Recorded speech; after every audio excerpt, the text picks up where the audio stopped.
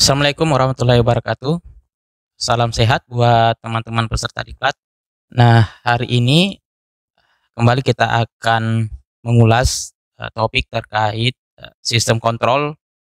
Namun untuk capaian pembelajaran yang akan kita bahas pada pertemuan hari ini adalah terkait dengan modul 5, yakni kontrol yang berbasis dengan komponen-komponen microcontroller. Dan di sebelumnya saya harap teman-teman sudah lulus modul prasyarat ini, yakni modul 1 dan 2. Modul 1 itu adalah konsep dasar sistem kontrol dan modul kedua adalah sistem kontrol berbasis elektromagnetik. Ya, jadi saya harap teman-teman boleh yang belum selesai atau lulus pada topik pembahasan modul 1 dan 2, silahkan teman-teman untuk menyelesaikan terlebih dahulu. Kemudian kelasnya di-finish dan mengambil topik modul 5 ini.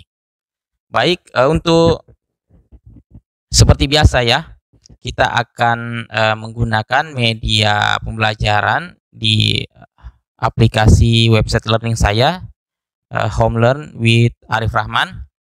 Nah, untuk pertemuan pertama untuk modul ini, kita akan berkenalan dengan komponen mikroprosesor dan microcontroller. Outline-nya bisa teman-teman lihat di slide layar, tentunya adalah pendahuluan, yakni saya akan membahas komponen utama sebuah sistem mikroprosesor yang tersusun dari 5 unit pokok. Nah, apa saja itu? Ada unit mikroprosesor ya, yang akan kita ulas ini hari, seperti mikroprosesor unit atau MPU, atau yang biasa dikenal dengan CPU, Central Processing Unit. Terus ada unit memori baca atau read only memory atau ROM. Ada unit memori baca tulis atau read write memory atau RWM ya. Kemudian ada unit masukan keluaran terprogram atau programmable input output atau PIO. Dan yang terakhir ada unit detak atau clock. Terus outline yang kedua, pembahasan kedua, kurang lebih saya akan sedikit menjelaskan terkait sejarah perkembangan dari mikroprosesor, di mana cikal bakal munculnya atau temuan mikroprosesor itu berasal di tahun 1642. Seorang ilmuwan yang bernama Blaise Pascal ya menciptakan suatu mesin hitung dengan menggunakan prinsip kerja gigi roda, yang kemudian akan menjadi cikal bakal kalkulator modern sekarang.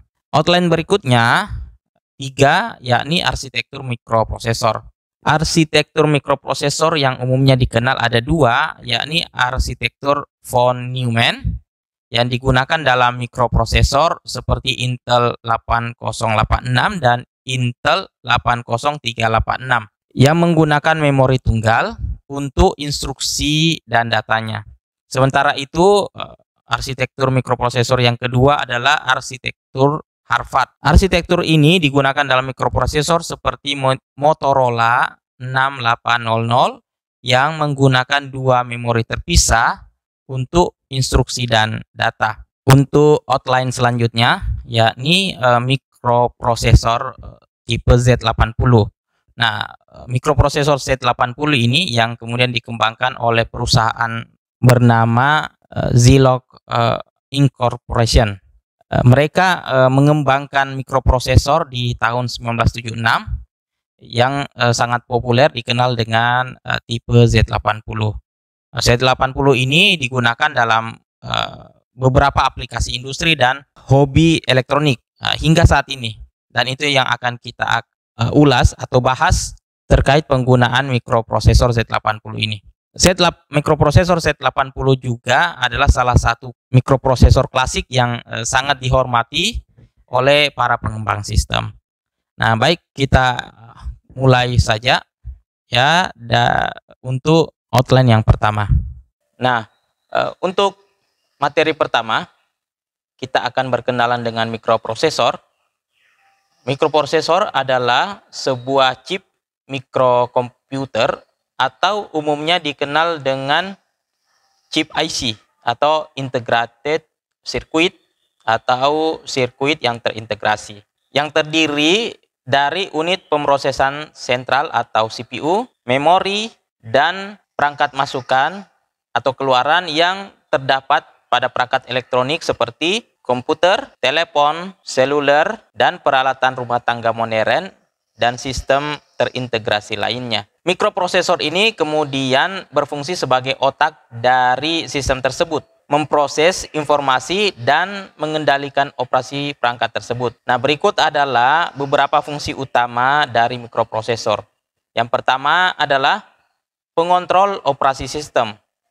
Mikroprosesor mengontrol operasi sistem dengan menjalankan kode program yang disimpan di dalam memori. Kode program tersebut mengatur bagaimana mikroprosesor harus berinteraksi dengan perangkat keras atau hardware dan perangkat lunak atau software pada sistem. Mikroprosesor juga mengendalikan aliran dalam sistem, mengatur pembacaan input, pengolahan data, dan keluaran output. Yang kedua adalah pengolahan data. Mikroprosesor bertanggung jawab untuk memproses data dan informasi yang diterima dari perangkat input. Mikroprosesor akan melakukan operasi matematika sederhana seperti penjumlahan, pengurangan, perkalian, dan pembagian, serta operasi logika seperti AND, OR, dan NOT pada data tersebut. Hasil pengolahan data kemudian akan disimpan dalam memori atau dikirim ke perangkat output untuk ditampilkan atau digantikan. Fungsi utama yang ketiga pada mikrokontroller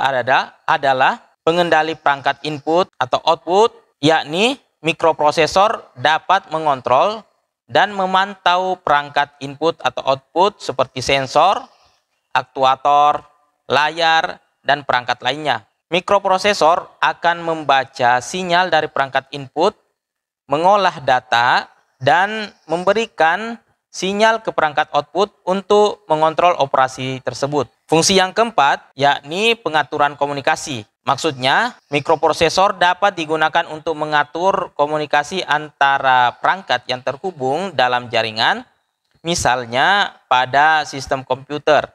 Mikroprosesor juga dapat mengatur komunikasi antara perangkat keras seperti mouse, keyboard, dan monitor, serta antara program yang berjalan di dalam sistem. Dan fungsi terakhir adalah mikroprosesor dapat berfungsi sebagai pengaturan daya, di mana mikroprosesor dapat mengatur penggunaan daya dan energi di dalam sistemnya. Pada sistem yang menggunakan baterai, misalnya pada smartphone, ya, mikroprosesor juga dapat mengoptimalkan penggunaan daya baterai dengan menyesuaikan kecerahan layar, menonaktifkan aplikasi yang tidak diperlukan, dan mengatur kecepatan prosesor. Seperti itu fungsi utama yang terdapat pada mikroprosesor.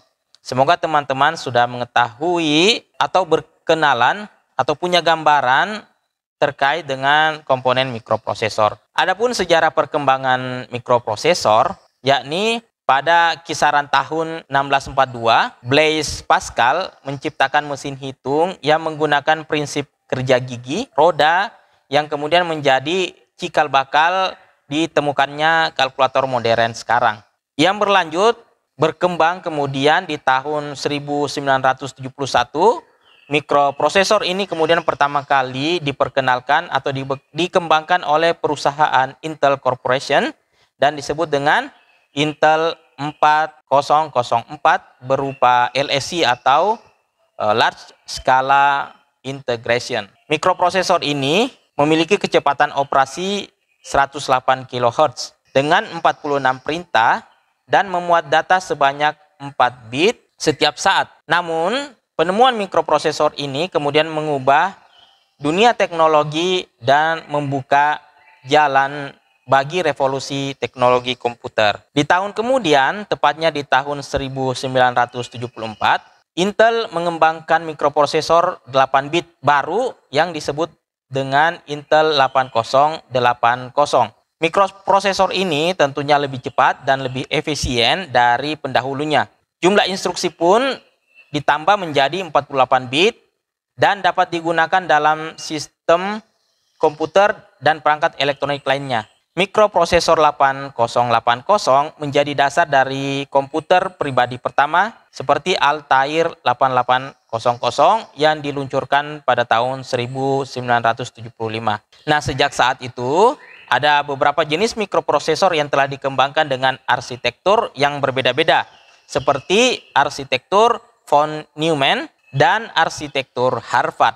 Arsitektur von Neumann digunakan dalam mikroprosesor seperti Intel 8086 dan 80386 yang menggunakan memori tunggal untuk instruksi dan data. Sementara itu, untuk arsitektur Harvard digunakan dalam mikroprosesor seperti Motorola 6800 yang menggunakan dua memori terpisah untuk instruksi dan data. Nah, di tahun ini pula, tahun 1975, muncullah mikroprosesor generasi ketiga yang dikeluarkan oleh Zilog Inc., yaitu dengan tipe Z80 yang mampu menutup kekurangan dari Intel 8080, baik dari segi kecepatan, jumlah instruksi, dan kemudian dalam operasionalnya. Dan pada saat itu pula, pabrik-pabrik yang lain mulai berlomba-lomba untuk saling mengungguli antara yang satu dengan yang lain. Bahkan dikembangkan pula komputer dalam satu chip atau single chip mikrokomputer, misalnya seperti FD8 dari Fairchild dan Mostek 8048 dari Intel dan produksi-produksi industri lainnya. Nah, di dalam pembahasan ini pula, untuk materi ini saya akan mengangkat mikroprosesor jenis Z80 ini secara detail. Kemudian di perkembangan mikroprosesor selanjutnya, di komponen mikroprosesor Intel 80286, 80386, dan 80486 pada tahun 1980-an dan sampai dengan 1990-an, mikroprosesor mulai digunakan dalam komputer pribadi dan berkembang sangat cepat. Mikroprosesor Intel 80286, 80386, dan 80486 adalah beberapa mikroprosesor yang paling terkenal pada masa itu. Mikroprosesor ini memiliki kecepatan yang lebih cepat dan kapasitas memori yang lebih besar dibandingkan dengan mikroprosesor sebelumnya. Arsitektur superskalar dan arsitektur RISC merupakan arsitektur komponen-komponen mikroprosesor yang mulai berkembang pada saat itu. Pada akhir 1990-an dan awal 2000-an, mikroprosesor mulai menggunakan arsitektur seperti ini, arsitektur superskalar dan arsitektur RISC. Arsitektur superskalar memungkinkan mikroprosesor untuk mengeksekusi beberapa instruksi pada satu waktu. Sedangkan arsitektur RISC atau Reduced Instruction Set Computing membatasi jumlah instruksi yang harus dieksekusi oleh mikroprosesor dan kemudian menghasilkan kinerja yang lebih cepat. Di tahun 2000, Intel kemudian mengeluarkan produk terbarunya yaitu Intel Pentium 4 prosesor. Prosesor Pentium 4 ini merupakan produk Intel yang kecepatan prosesnya mampu menembus hingga kecepatan 3.06 GHz. Nah, disinilah pertama kali keluar prosesor berkecepatan 1,5 GHz dengan forma vektor pin 423.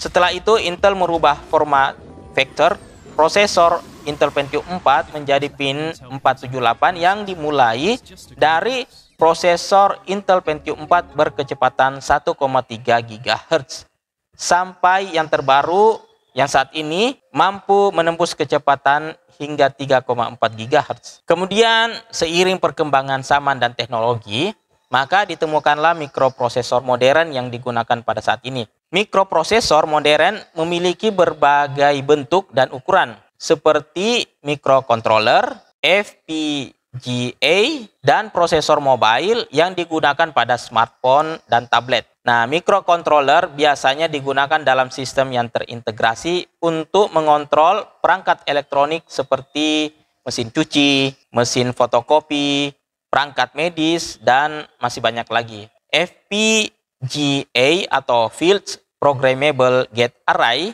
adalah jenis mikroprosesor yang dapat diprogram untuk melakukan berbagai tugas, dari pemrosesan sinyal hingga kecerdasan buatan. Prosesor mobile digunakan pada smartphone dan tablet yang kemudian dirancang untuk kinerja yang lebih efisien dalam hal daya dan penggunaan memori. Selain itu, dengan semakin berkembangnya teknologi, mikroprosesor kini juga hadir dalam berbagai bentuk dan ukuran, seperti microcontroller, FPGA atau Field Programmable Gate Array, dan prosesor mobile yang digunakan pada smartphone dan tablet. Nah, teknologi dalam pembuatan mikroprosesor yang dikenal saat ini adalah teknologi PMOS, Channel P-Metal Oxide Semiconductor. Ada juga teknologi NIMOS atau Channel N Metal Oxide Semiconductor. Yang ketiga ada teknologi CMOS atau Complementary NMOS.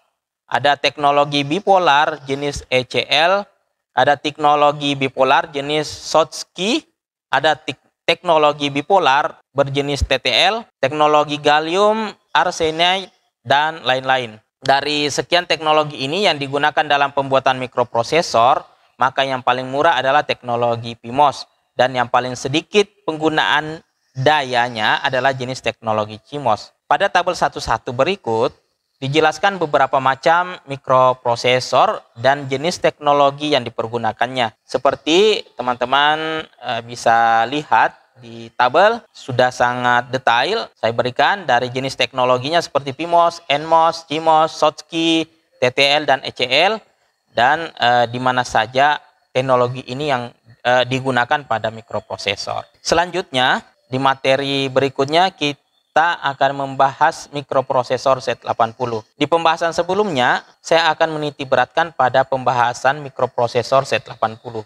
Kenapa? Karena setiap mikroprosesor tentunya mempunyai bentuk dan desain arsitektur yang berbeda-beda antara satu dengan yang lainnya. Dan masing-masing tentunya mempunyai keunggulan dan kelemahan. Nah, arsitektur mikroprosesor ini yang diperkenalkan pada bahasan ini yaitu Z80, 8085, 6800, 68020, 8486, dan Pentium. Tetapi yang akan saya jelaskan secara mendalam yaitu mikroprosesor Z80. Kenapa? Karena mikroprosesor generasi ketiga yang dikembangkan oleh Zilog Inc. pada tahun 1976, Z80 sangat populer di era 1980-an dan digunakan pada berbagai perangkat seperti komputer pribadi, konsol game, sistem kontrol industri, dan sebagainya.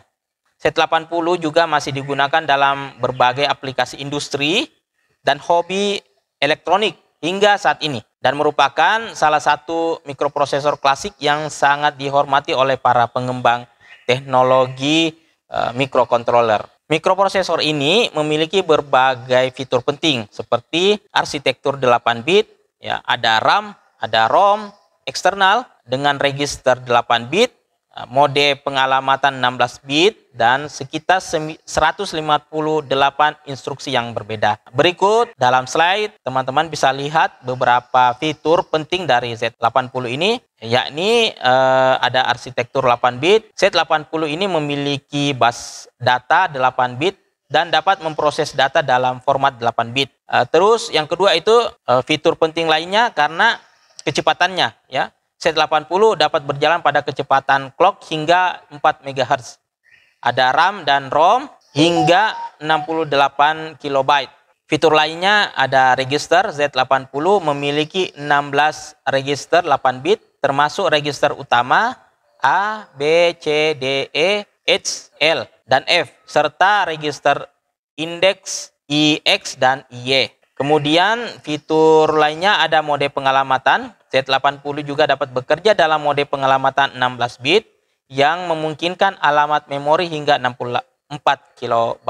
Fitur berikutnya, Z80 memiliki sekitar 158 instruksi yang berbeda, termasuk instruksi aritmatika, logika, pembanding, dan pengendali. Kenapa saya lebih mengutamakan untuk membahas mikroprosesor Z80? Karena beberapa keuntungan dan kelebihan yang dimiliki, dan karena kelebihan dan keunggulan yang dimiliki Z80 ini yang kemudian membuatnya populer dan digunakan secara luas pada berbagai aplikasi pada masa lalu.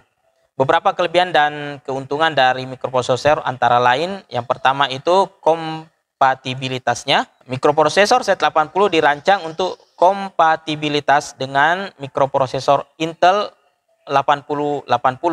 Hal ini memungkinkan program yang telah ditulis untuk 8080 dapat juga berjalan pada Z80 tanpa modifikasi atau dengan sedikit modifikasi. Nah, ini adalah keuntungan yang pertama, ya, yakni kompatibel. Kemudian keunggulan yang kedua itu instruksi yang kaya. Mikroprosesor Z80 memiliki lebih dari 150 instruksi yang berbeda yang memungkinkan pemrograman untuk menulis kode yang lebih efisien dan kompleks. Arsitektur yang fleksibel tentunya memungkinkan pengguna untuk menggunakan mode pengelamatan 8 bit dan 16 bit. Mode pengelamatan 16 bit memungkinkan Z80 untuk mengakses lebih banyak memori hingga 64 KB yang lebih banyak dibandingkan dengan mikroprosesor lain pada masa tersebut. Kemudian keunggulan lainnya, konsumsi daya yang rendah dibandingkan dengan mikroprosesor lain pada waktu itu. Hal ini memungkinkan perangkat yang menggunakan Z80 menjadi lebih efisien dalam penggunaan energi. Dan tentunya adalah Z80 memiliki harga yang terjangkau dengan pesaingnya seperti Intel 8086 atau Motorola 6800. Hal ini yang membuat Z80 menjadi pilihan yang populer dan digunakan dalam berbagai macam aplikasi termasuk komputer pribadi Anda. Oke, seperti itu untuk materi perkenalan mikroprosesor dan arsitekturnya. Kita akan lanjut ke pembahasan berikutnya.